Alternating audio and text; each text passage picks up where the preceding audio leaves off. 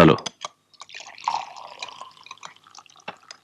సుబ్బులు పచ్చడిలేవే? ఇప్పుడే తెస్తానమ్మగారు.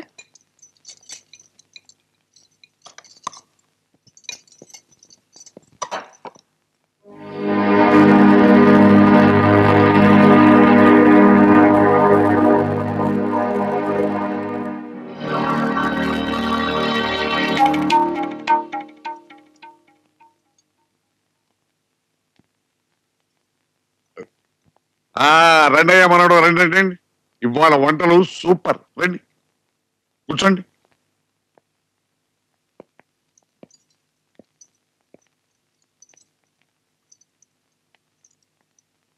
ఊళ్ళోకి వెళ్ళగానే అందరూ ఏమిటి మీ మనవరాలకి పెళ్ళయిందట కదా అని అడిగారు.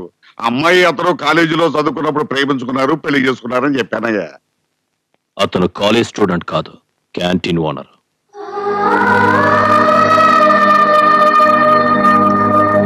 అమ్మాయి సంధ్య, నీ పెళ్లి ఎలా జరిగిందో కాస్త మీ తాతయ్యకి చెప్పమ్మా.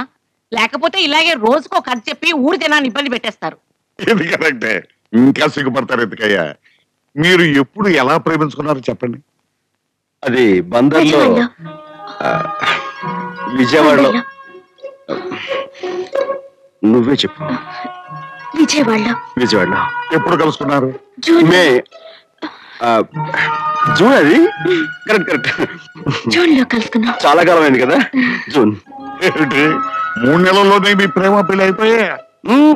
ఈ జూన్ కా తాతయ్య గారు, లాస్ట్ ఇయర్ జూన్. అలాగా. అవును, పోయిన సంవత్సరం అమ్మాయి కాలేజీలో ఎప్పుడు చేరింది?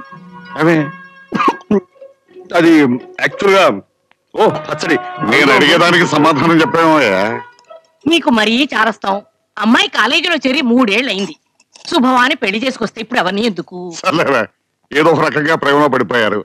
అవునయ్యా, ఈ సంగతి మీ అమ్మా నాన్నకి తెలుసా? నాకు అమ్మా నాన్న లేరండి.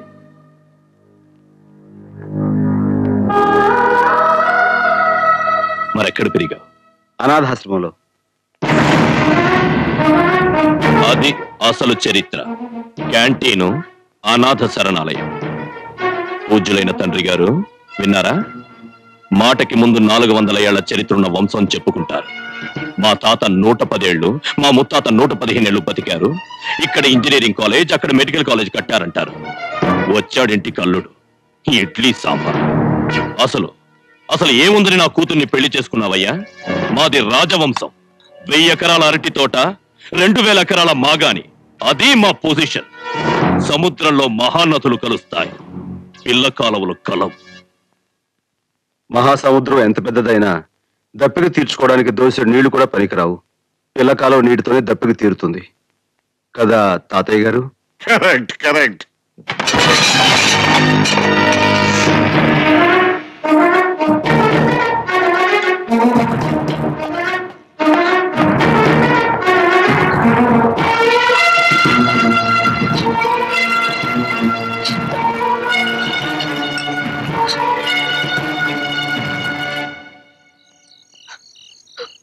ఏమండి, మీరు అలా మధ్య నుంచి వచ్చేయడం ఏం బాగుండలేదు. లోపల రండి. భలే వారే, అసలు నేను పట్టించుంటే కదా. అయినా మీ నాన్నగారికి మీ మీద ఎంత ప్రేమ ఉందో నాకు ఇప్పుడే తెలిసి వచ్చింది. మీ నాన్నగారి స్థానంలో నేను ఉన్నా సరే అలాగే బిహేవ్ చేస్తాను. ఏమండి, ఇక నుంచి మన ఇద్దరం చాలా జాగ్రత్తగా ఉండాలి. ఎవరు మన గురించి అడిగినా సరే ఇద్దరం కలిసి ఒకే కథ చెప్పాలి, లేకపోతే అనుమానాలు వచ్చేస్తాయి. కరెక్ట్ కదా? అంటే మన ఇద్దరి పరిచయం లాస్ట్ ఇయర్ జూన్ లో జరిగింది. అది కూడా ఇక్కడ మా అనాథాశ్రమంలో. మన పరిచయం ప్రేమగా మారింది. ఆస్తిపాస్తులు లేని అనాథను కాబట్టి, నన్ను మీ వాళ్ళు అల్లుడుగా ఒప్పుకోరు కాబట్టి మన ఇద్దరం గుళ్ళో పెళ్లి చేసుకున్నాం. అది కూడా ఇప్పుడు నేను ఫారెన్ నుంచి రాగానే, జస్ట్ ఈ మధ్య ఫ్యూ డేస్ బ్యాక్. ఓకే, బాగుందా స్టోరీ? అర్థమైందా? మళ్ళీ చెప్పనా? అక్కర్లేదుగా. రండి, చలిగా ఉంది, లోపలికి వెళ్దాం.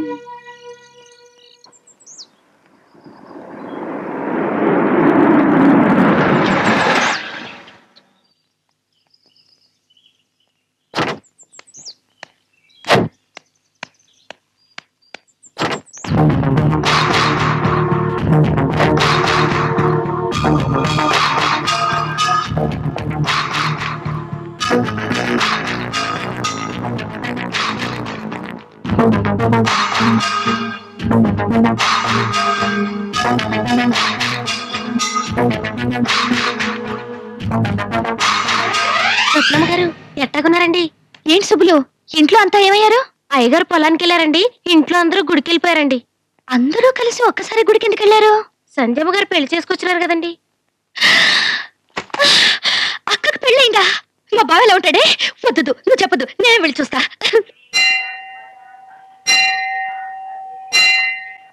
బాబు, ఇది మా పూర్వీకులు కట్టించిన దేవాలయం. పెళ్లి కాగానే నూతన దంపతులు ఇక్కడికి వచ్చి పూజ చేయటం మా ఆనవాయితీ.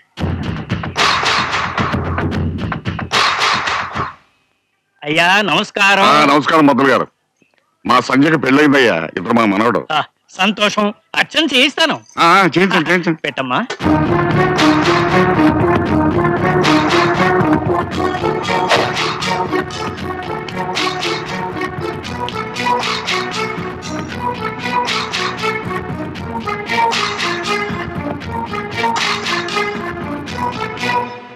బాబు ప్రదక్షిణలు చేయండి. దంపతులు ఇద్దరును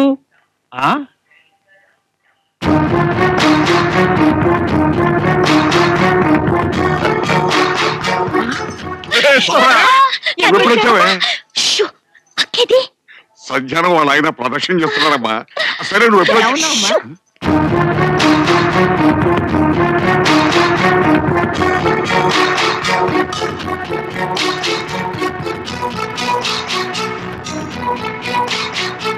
బాబు నంది కొమ్ముల నుంచి స్వామివారిని చూడండి. 190 పెట్టబుడతాడు. ముందు మీరు చూడండి బాబు.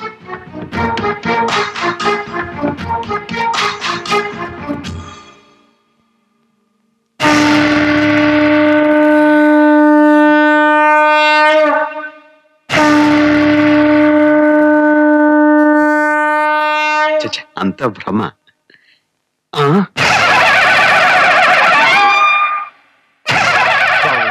స్వామివారి దర్శనం అయిందా? నాకు అమ్మవారి దర్శనం అవుతోంది. అమ్మవారి దర్శనం ఏంటి బాబు?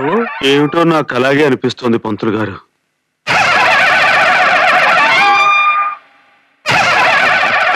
మనవడు మా రెండో మనవరాలు స్వప్నయ్య.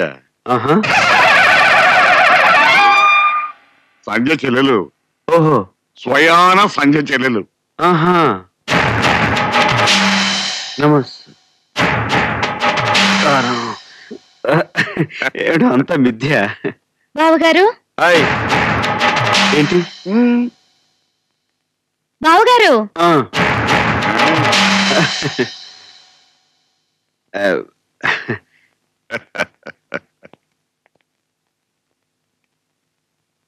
బాగున్నారా?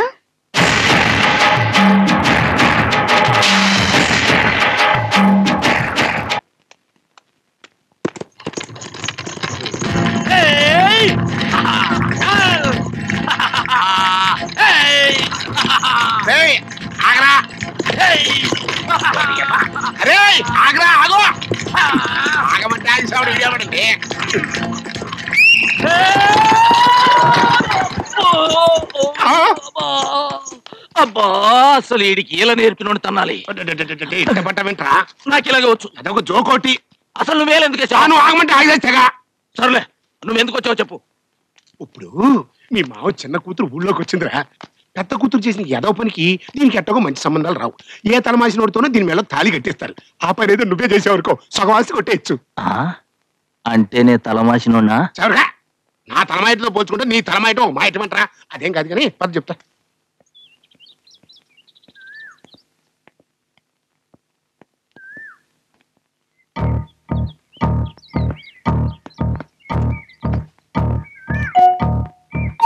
Good morning Swapna. Good morning. ఇదిగో నిన్ను పెద్ద పిలుస్తున్నారు. అలాగేనండి. స్వప్న, స్వప్న. ఏంటి బావగారు, ఏం కావాలి? బావగారు, నేను నీకు బావనేంటి?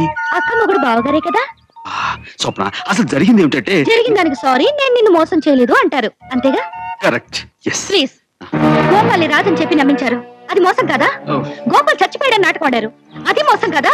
అక్కడ నన్ను ప్రేమించారు, ఇక్కడ ముందే ప్రేమించిన మాకని ఇప్పుడు పెళ్లి చేసుకున్నారు, అది మోసం కాదు కదా? నువ్వేనమ్మా సంజమొగుడివి బానేవన్నావు. అవును పట్టణంలో ఏదో నువ్వు హోటల్ నడిపేవాడు అంట కదా, ఏంటి స్పెషల్? ఆకా నీసా? మా ఊళ్ళో నరసయ్యని కాకా హోటల్ పెట్టెత్తేశాడు. బెంచీలు కుర్చీలన్నీ అలాగే ఉన్నాయి. నువ్వు పెడతానంటే చెప్పు, ఇప్పిస్తా. పెడతావా? అలాగే పెడదాం. నేను కూడా మీ గురించి శానా విన్నాను. రేసులో ఇల్లు, ప్యాకెట్లో పొలం పోగొట్టుకుని దివాళా తీసిన బాపుతంట కదా. మీలో ఒకరు సర్వరు, ఇంకొకరు క్లీనర్ గా జాయిన్ అవుతారంటే అలాగే కలిసి పెడదాం. ఇచ్చాడు చూసావా సిటీ స్ట్రోక్. ఆల్రెడీ మన గురించి ఇన్ఫర్మేషన్ ఇచ్చాడు రోయ్. మీరెప్పుడు వచ్చారు? ఇప్పుడేనండి.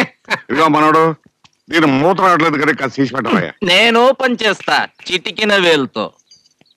అనవసరమైన బిళ్ళప్పుడు ఇవ్వక.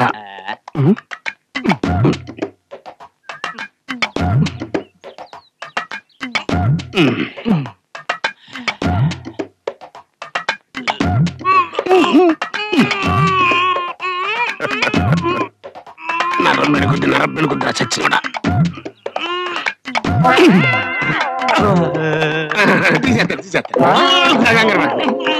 తీసేస్తా.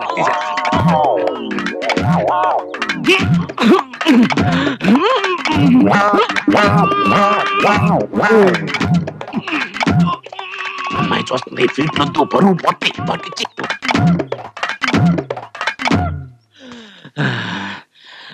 ఇది నాకే రాలేదంటే ఎవడి వల్ల కాదు. దీన్ని పగల కొట్టాల్సి. ఏమిటి దాన్ని మొదలుకొడతావా? భలే వాళ్ళు ఏంటి? ఇదిగో మనోడు, నువ్వు ట్రై చేయవయ్యా.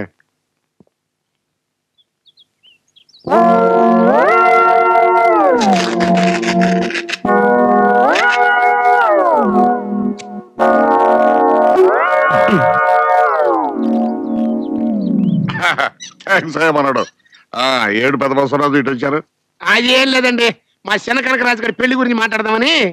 ఏడు పెళ్ళి మో తీయటం చేతగానాడు, 3 పళ్ళు ఏమేస్తానయ్యా. అలాంటిది పెట్టుకోకు. స్ట్రోక్ మీద స్ట్రోక్. అనవసరంగా ఎదవనైపోయానన్న. మరి అదే నా ఎదవతనంతో పోల్చుకుంటే నీ ఎదవతనం ఒక ఎదవతనం అంటారా? వచ్చిన టైం బాలేదు, వెళ్దాం పద. అమ్మాయి స్వప్న, ఇక్కడున్నావేటమ్మా? రాత్రికి అక్కయ్య శోభనం. గోల్డెన్ పనులున్నాయి, రారా. వస్తున్నానమ్మా.